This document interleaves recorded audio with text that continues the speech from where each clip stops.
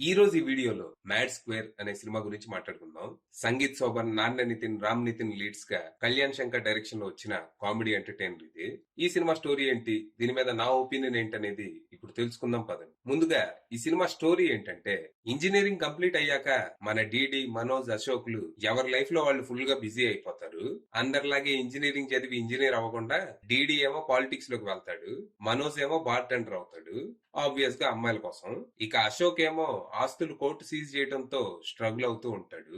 ఇక రీసెంట్ గా వీళ్ళ ఫ్రెండ్ లడ్డూకి పెళ్లి ఫిక్స్ అయితే అందరూ పెళ్లిలో కలుసుకొని కాలేజీలో రచ్చ చేయాలని ప్లాన్ చేస్తారు. కానీ వీళ్ళు చేసే రచ్చ పెంటగా మార్చడానికి ఎక్కువ టైం పట్టదుగా. వీళ్ళు చేసిన పెంటకి లడ్డు గాని పెళ్లి పెటాకులైతది.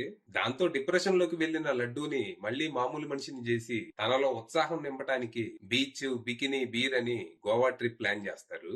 వీళ్లతో వెళ్తే ఏదో ఒక ప్రాబ్లం వస్తుందని తెలిసినా గోవా అనగానే లడ్డు ఆశపడతాడు. ఇక వీళ్ళు గోవా ఎయిర్పోర్ట్ లో ల్యాండ్ అవ్వటం ఆలస్యం. ప్రాబ్లమ్స్ రిసీవ్ చేసుకోవడానికి ఎయిర్పోర్ట్ కే వచ్చేస్తాయి. ఇక మొదలు ఒక ప్రాబ్లం తర్వాత ఇంకో ప్రాబ్లం వస్తూనే ఉంటాయి. కేసులు, పోలీసులు, బాయిలు అంటూ ఎవరెవరో వీళ్ళ జీవితాల్లోకి వస్తూ ఉంటారు. మరి తర్వాత ఏం జరిగింది, అసలు లడ్డు పెళ్లిలో ఏం జరిగింది, అది ఎందుకు పెటాకులైంది, ఇంతకీ గోవా వచ్చాక వీళ్ళకెదురైన ప్రాబ్లమ్స్ ఏంటి, పోలీసులు బాయిలు వెంటపడేలా అక్కడ వీళ్ళు ఏమి అలగబెట్టారు, చివరికి ఈ ప్రాబ్లమ్స్ నుంచి బయటపడ్డారా లేదా అనేది మీరు సినిమా చూసి తెలుసుకోవాలి. ఇక ఈ సినిమా బాగుంది, నాకైతే నచ్చింది. నవ్వి నవ్వి దవడలు నొప్పి వచ్చేసాయి. ప్రమోషన్స్ లో మేకర్స్ చెప్పినట్టు ఆర్టిస్టిక్ స్టోరీ టెల్లింగ్, లాజిక్ల కోసం కాకుండా అన్ని మర్చిపోయి 2 గంటలు ఎంజాయ్ చేయడానికి ఈ సినిమా. అలాగని వేసిన ప్రతి జోకు వర్కౌట్ అవ్వలేదు. కొన్ని ఫ్లాట్ గా, ఇంకొన్ని ఫోర్స్డ్ గా అనిపిస్తాయి. ఫర్ ఎగ్జాంపుల్, అశోక్ కార్ తీసుకుని పెట్రోల్ బంక్ వెళ్తాడు.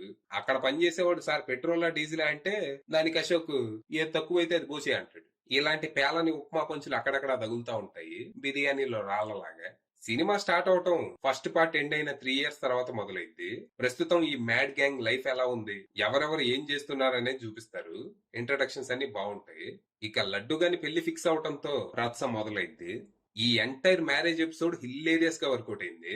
లడ్డు వాళ్ళ మరదలు తన కాళ్ళ మీద పడి బావా నా గొంతు కోయొద్దని బతిమిలాడుకునే సీన్ గుర్తొస్తే ఇప్పుడు నవ్వొస్తుంది. ఇక కథ గోవా షిఫ్ట్ అవ్వటంతో అసలు క్రేజీనెస్ మొదలైంది. పాత క్యారెక్టర్స్ తో పాటు కొత్త కొత్త క్యారెక్టర్స్ ఎంట్రీ ఇస్తూ ఉంటాయి. క్రేజీ సిచ్యువేషన్స్, హిల్లేరియస్ సీక్వెన్సెస్ తో సినిమా అలా అలా వెళ్లిపోతూ ఉంటది. సెకండ్ హాఫ్ లో లడ్డు వాళ్ళ నాన్నతో బాయ్ చేసే కామెడీ నాకైతే హిల్లేరియస్ గా అనిపించింది.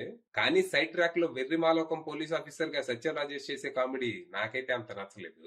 తన ట్రాక్ అంతా నవ్వి నవ్వి అలసిపోతే రిలాక్స్ అవటానికి పనికొచ్చింది.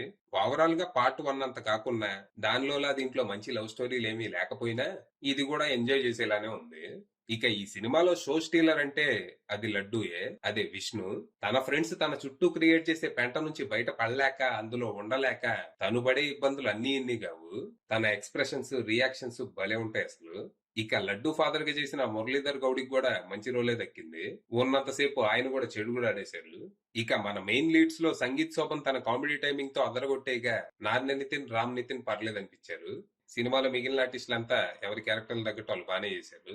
ఇక సినిమాటోగ్రఫీ, ప్రొడక్షన్ వాల్యూస్ బాగుండగా బీమ్స్ అందించిన పాటలు ఓకే అనేలా ఉన్నాయి. తమన్ బ్యాక్గ్రౌండ్ స్కోర్ కూడా పర్లేదు.